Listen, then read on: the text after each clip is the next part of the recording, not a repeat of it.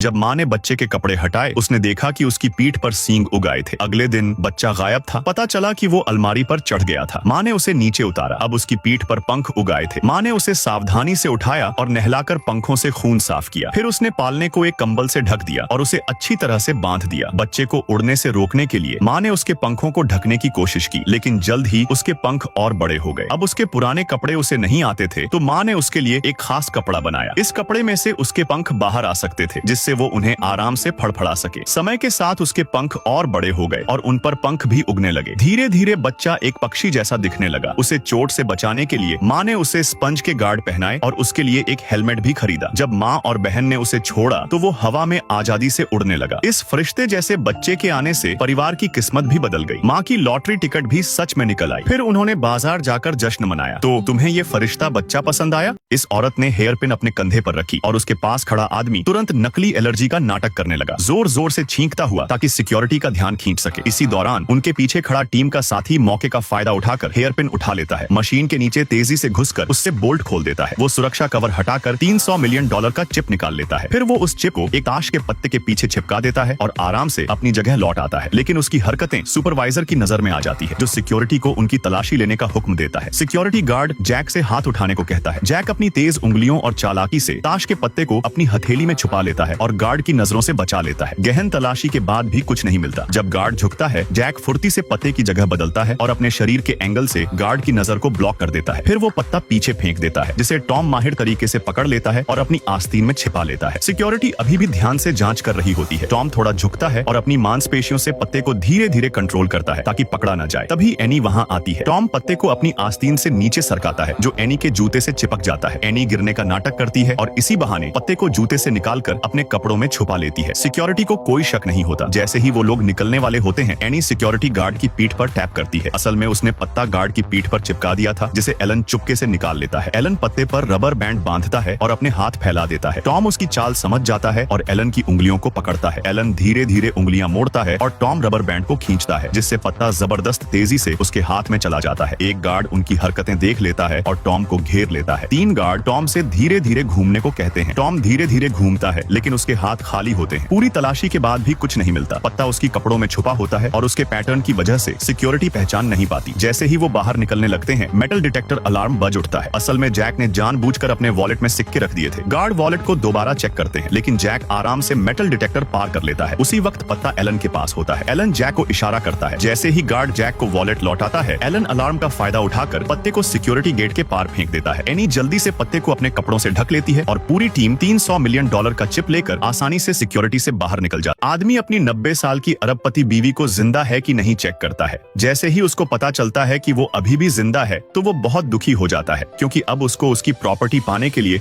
और इंतजार करना पड़ेगा। वो आदमी एक ऐसी लग्जरी जिंदगी जीता है जिसके बारे में आम लोग सिर्फ सपने ही देख सकते हैं। वो एक बड़े से मेंशन में रहता है और हर जगह होवरबोर्ड पर जाता है, कभी पैदल नहीं चलता। उसके पास दुनिया की हर तरह की लग्जरी कार है। जहाँ भी वो जाता है, एक नौकर हमेशा उसके पीछे पीछे चलता है। उसने एक बंदे को सिर्फ इसलिए हायर किया है कि वो नहाते वक्त उसके नाखून काटे, और एक बंदे को इसलिए रखा है कि वो धूप में लेटे वक्त उसके लिए आईपैड स्क्रॉल करे। आदमी सिर्फ योगा करता है, टेनिस खेलता है और फिर बाकी का दिन स्पा में मसाज करवाते हुए बिताता है। शाम को उसकी बूढ़ी अरबपति बीवी उससे मिलने आती है, क्योंकि उनकी वेडिंग एनिवर्सरी होती है। वो उसको दुनिया की सबसे महंगी डायमंड घड़ी गिफ्ट करती है, मगर उसके पास पहले से ही वही डायमंड घड़ी होती है। लेकिन फिर भी वो खुश होने का नाटक करता है ताकि उसकी बीवी को बुरा न लगे। क्या तुम भी ऐसी जिंदगी चाहते हो? कमेंट करो।